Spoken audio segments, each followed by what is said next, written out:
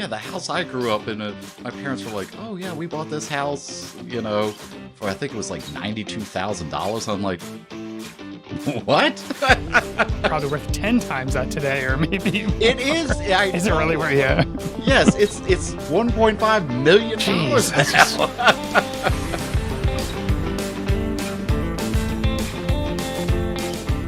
Hey everyone, I'm Mike. I'm Andrew.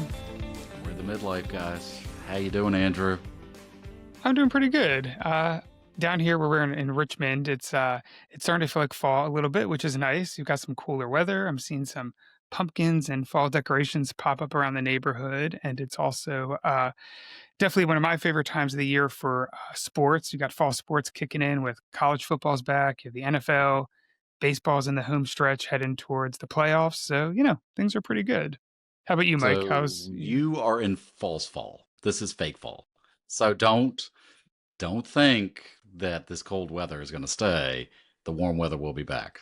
I'm going to take fake fall for as long as I can get it before we get more scorching weather for like a week or two, and then it becomes real fall.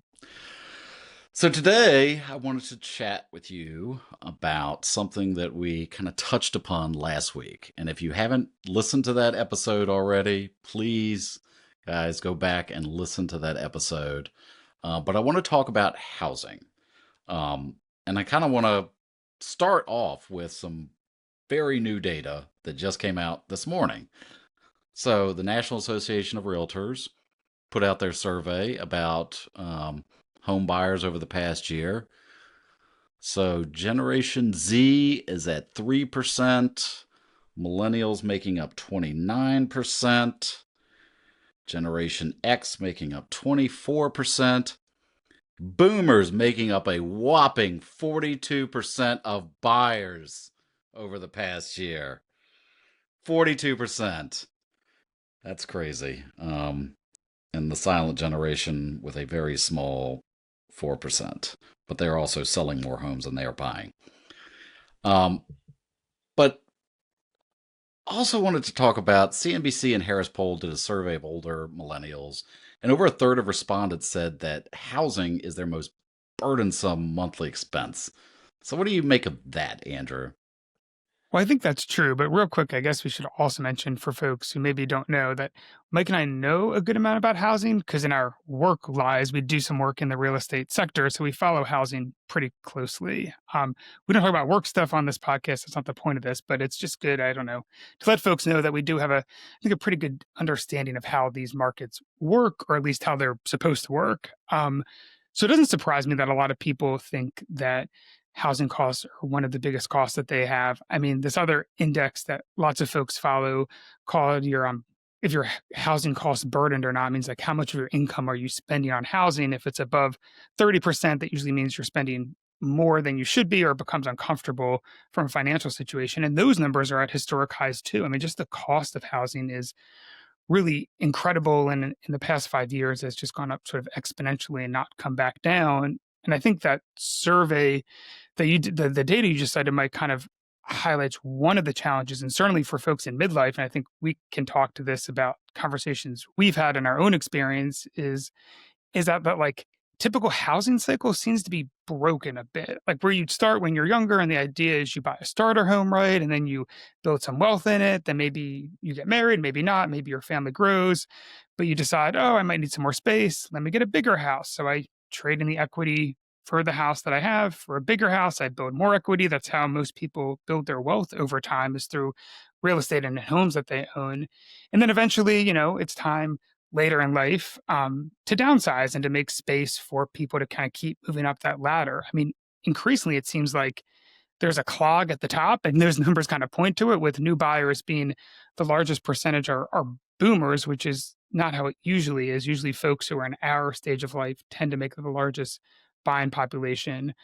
And I think there's also been a lot of trends too of boomers not necessarily downsizing, which also makes it harder for folks to kind of move up that ladder. And so I think there's just a whole bunch of different combinations that are coming together, or factors that are coming together to make housing especially challenging for folks in midlife, and certainly one of their top financial concerns. Yeah, I mean, what really concerns me, and I don't want to go into but so much data here because this Yeah. is not a lecture, um, and we're not economists.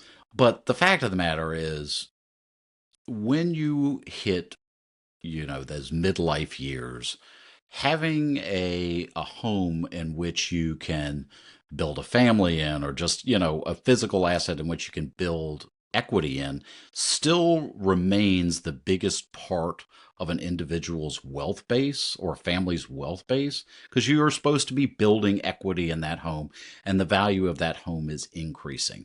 And what I'm very terrified of is, and this is not just a trend in the United States, this is happening globally, is that,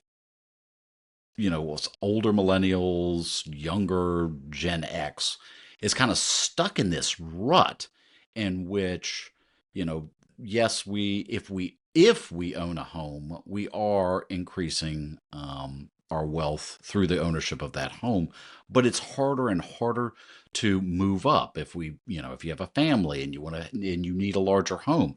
I shared that article with you from the Wall Street Journal, Yep. Yeah. in which that family was talking about the fact that, you know when they first bought their home, it was just husband and wife. They now have two kids. They're stuck in their home. They just cannot afford to move um, to a larger home right now in their area. And I'm increasingly worried about what this means for our financial future as midlifers, as we look forward to, eventually getting to retirement, which may or Maybe. may not, Yeah. We'll maybe. see. But I mean, Hopefully. Yeah. and guys, for those of y'all listening, tell us your stories, because this is something that Andrew and I talk about a lot. It is very terrifying. For me personally, I feel very lucky. When I bought, it was still kind of the that Great Recession, um, you know, latter days of the Great Recession.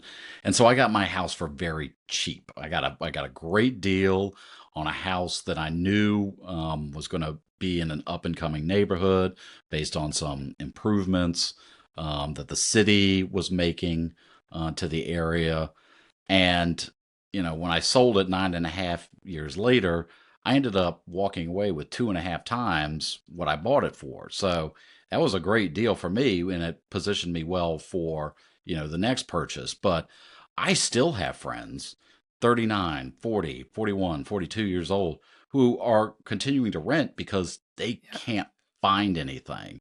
And that's not where we should be in our midlife. And it's really fucked up, and it's got me very worried about, our future. Yeah. I mean, I think some of it's financial, right? Just the prices of everything have kind of gone out of control. I also think some of it's, which contributes to the high prices, is some of it's also just the demand because there is a huge demand, but there's just enough supply, right? Like there's not enough houses that have either been built or houses that are available because people aren't moving. And I think two, we were kind of lucky that, we bought our houses at a time when interest rates also were lower. So even if you could stretch, it's easier to stretch if you have a lower interest rate that kind of impacts your monthly um, payments. Like it all kind of comes together. And I feel like it's made this perfect storm in the past couple of years that makes it really, really hard, like you said, Mike, for midlifers to kind of move on or to not feel trapped. And like, I know from, our experience, we were lucky to buy a house in 2019.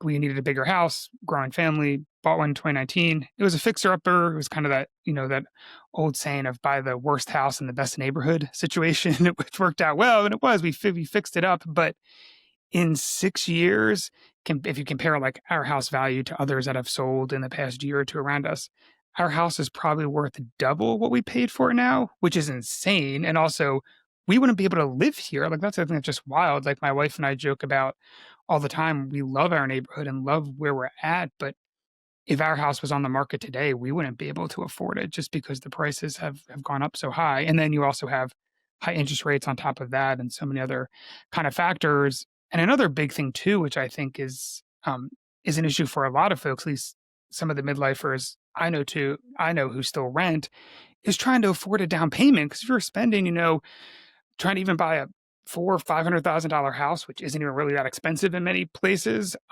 you're talking about easily an $80 to $100,000 down payment if you want a traditional mortgage. Like, I don't know many people who have that money laying around, especially if they don't already have an asset like a house to sell and try to get some money from that. So it feels like an incredibly difficult uphill climb for them. And I get it. I don't know what I would do in that situation. I'd probably feel stuck too.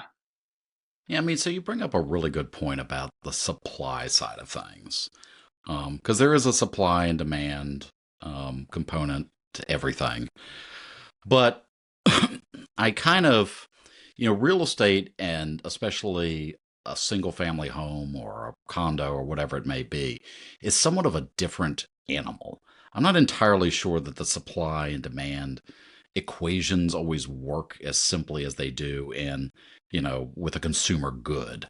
And when it comes to real estate, because the fact of the matter is, we just hit this in June, there is now more housing stock for sale in the United States of America than there are buyers. And the gap continues to grow.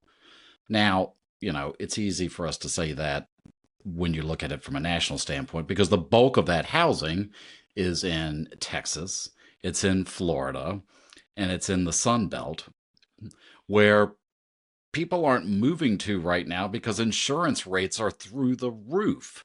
And so, simply saying supply and demand is tough, but it's also, and I saw this firsthand in the neighborhood I used to live in. There's got to be a supply of starter homes, what Yeah, qualifies as a starter home, because you've got to start somewhere.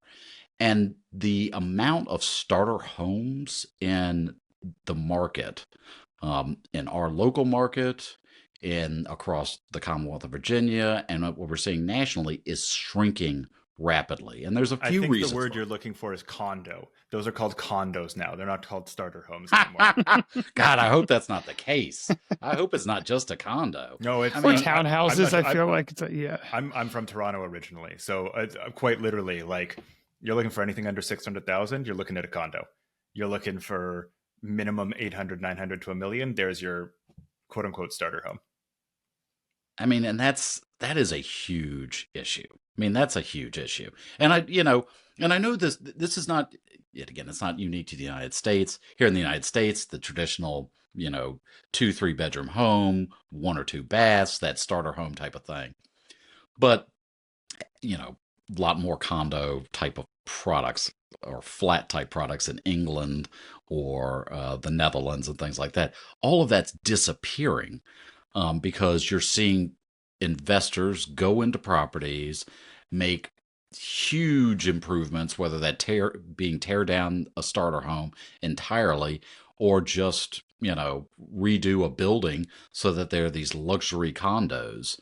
I mean, it's getting insane. They are trying to maximize their profit to an older buyer, more affluent buyer, while the rest of us who are still in, for those younger than us and also us in midlife are just priced out of the market. And it's so frustrating because, yet again, I saw this in my previous neighborhood where a third of the homes, all these single family, 1 story homes, 3 bedrooms, 1, 2, 2.5 baths, were getting torn down starting in around 2019.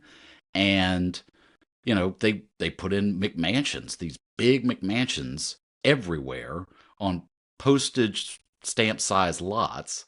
And it wasn't families buying these homes. They were older, more affluent families, boomers who were buying a 4,000 square foot home where a starter home used to exist. So the market has just gotten completely out of control.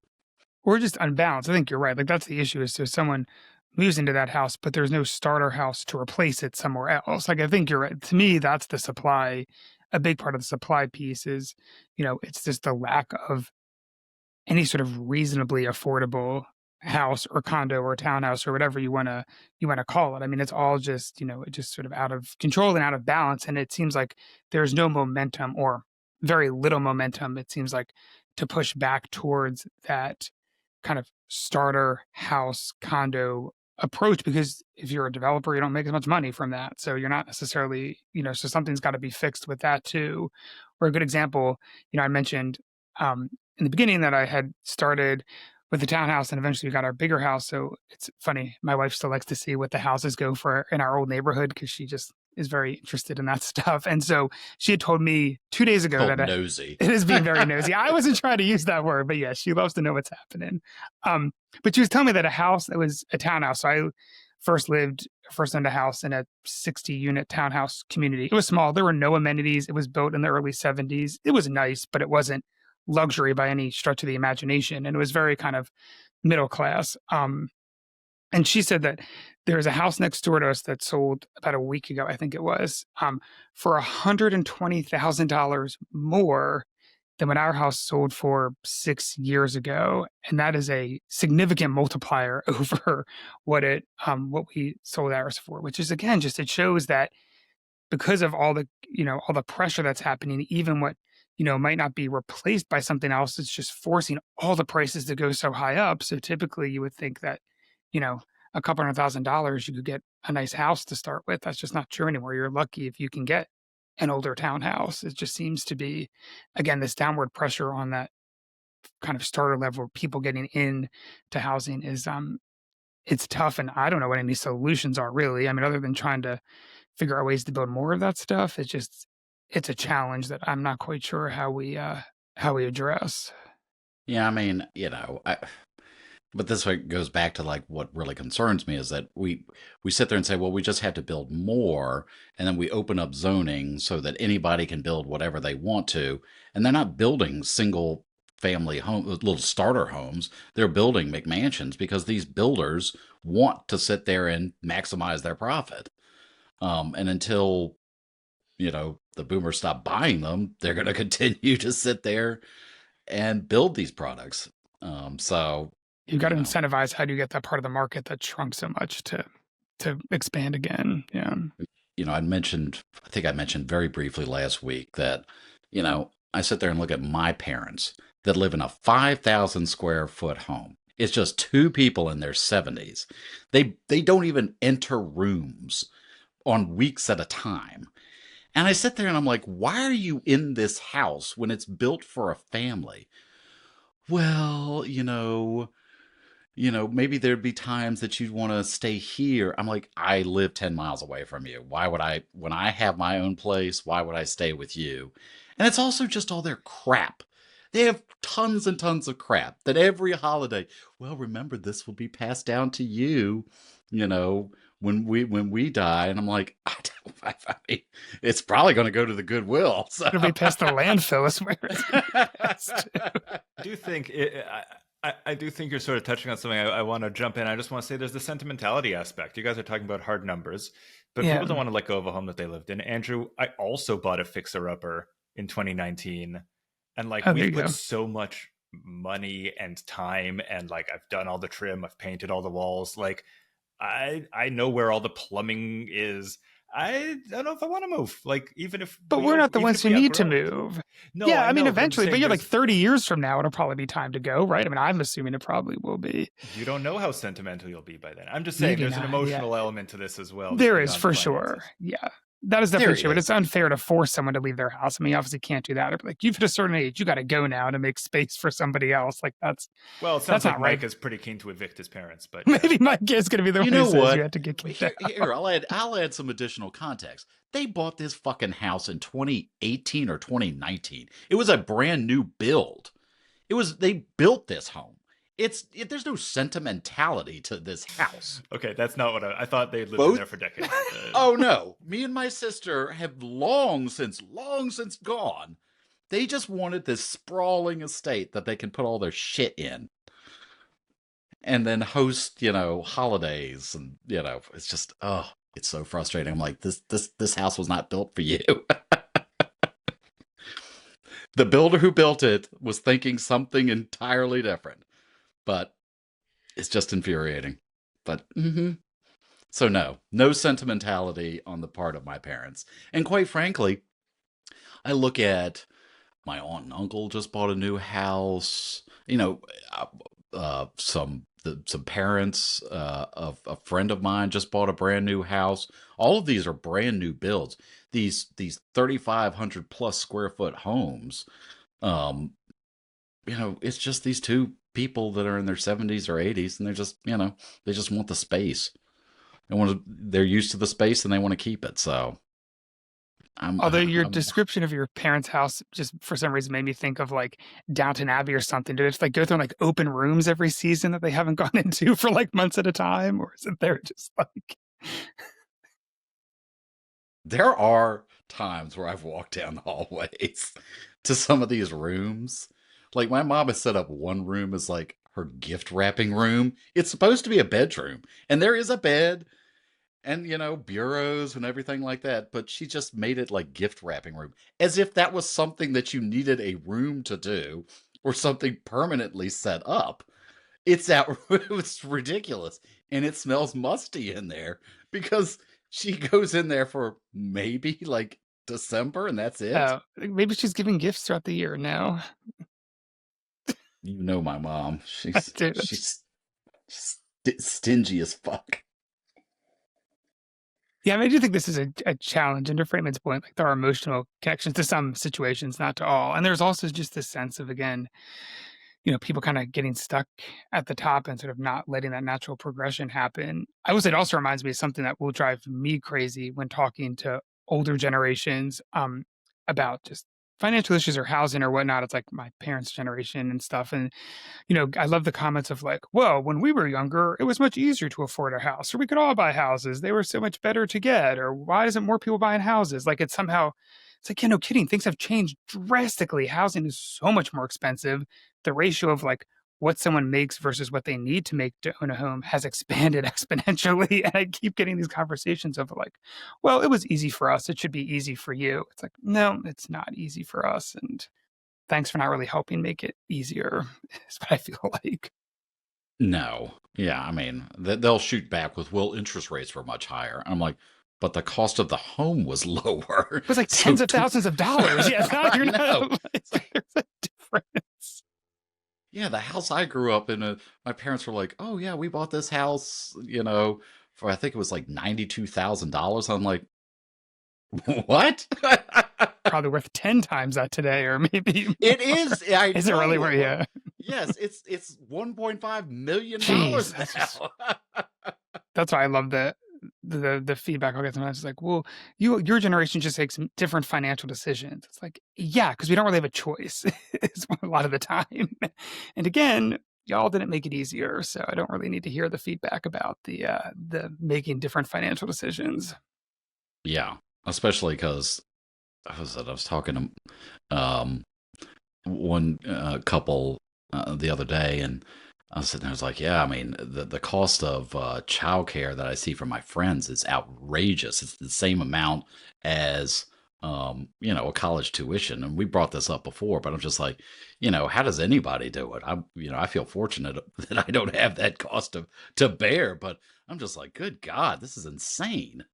But I feel like it's not just that, right? That is a big thing for sure, but it's housing, it's cars, even going to eat out, right? Like, I mean, even that's expensive anymore. I mean, everything you do is kind of expensive, and not that people should explain themselves or how they spend their money, but it just, yeah, I think there's definitely a generational disconnect, or older generations assume that because something was a certain way when they were our age, it's still the same way it is today, and somehow it's like we're making quote unquote bad decisions that are resulting in this financial stress, when it's like, no, there are much bigger external factors at play that are making life a lot harder. And not to say that you shouldn't work through it or try your best to get through it. It's like you're not looking for a handout, but at the same time, it's some acknowledgement that the world has changed and we're facing different challenges would be appreciated, at least, I think. Yeah, I mean, and I guess the thing that I worry about with this current state of the housing crunch is it's hard on those of us in middle age or in midlife, and it's only getting harder and harder for Yeah. those younger than us. And NBC did this poll, recently. It was mainly for Gen Z and like younger millennials, about what they thought it meant to like be successful in life. And owning a home just keeps ticking further and further and further down the list every year that they do this survey.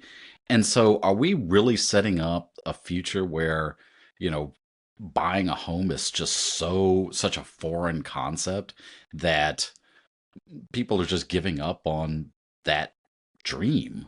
Um, and Yeah. that's not a great place to be. And what I worry about, not to take us in an even like further, somewhat darker direction, is like not just that sort of losing that the idea of the dream or the financial security that's there, but I think also we could head down with this continuing housing crunch and, prices continue to increase without seeming to want to stop. Is like we're going to get to a place where owning a house becomes part of like a culture war, right? It becomes part of the economic inequality that's growing in everything else. So pretty soon you're going to start to have these fissures that break out between people who do and don't own houses, who those who rent versus own a house. Like that's not going to be good for anybody. So I do worry we're kind of heading in that direction where it becomes a flashpoint and something that used to be the bedrock of a community and kind of bringing people together. That aspirational idea of wanting to own some property to put roots down somewhere is going to start to become something that's used as a way to divide people. And that's, and we're almost at 30 minutes, and I don't want to take us too much Yeah. longer. But the other thing is we're talking about a lot about buying, but rent prices are Yeah. insane right Yeah. now. They're insane. I mean, just out of curiosity, I was looking at an apartment building that I used to live in way before I bought, and the prices are triple what they were when I was there. And I'm like, wow. I mean, how is anybody supposed to even try to get a down payment together You can't save when money. It's impossible. rent Yeah. prices are so high? Yeah. So it's just this cycle, this trapped cycle, which yet again, I'm terrified about. It's not a great place to be. No. But it circles back to what we'd said, which I think we both have experiences with midlifers who are renting because they kind of got trapped in that cycle, right? Where you're renting, you can't save up for a down payment or anything else. And it just, you kind of does become this sort of vicious circle. I don't know what the way out of it is, but I think at least talking about it and acknowledging it and hopefully having conversations for folks to share some of their frustrations or what they're going through is a way to at least help talk through that or maybe make it seem more relatable. Because right, it's not just you by yourself dealing with this. There's a whole lot of us that are trying to figure this out, and a lot of people who are impacted by it. Yeah. Speaking of which, everyone, share your stories. Let us know your housing stories. Do you feel good about where you are with your housing situation? Are you looking to buy? Are you looking to buy a second home? Are you just struggling with rent? Let us know. Leave your comments below. In the meantime, please like, share, subscribe, tell your friends. Good luck. Thanks, guys.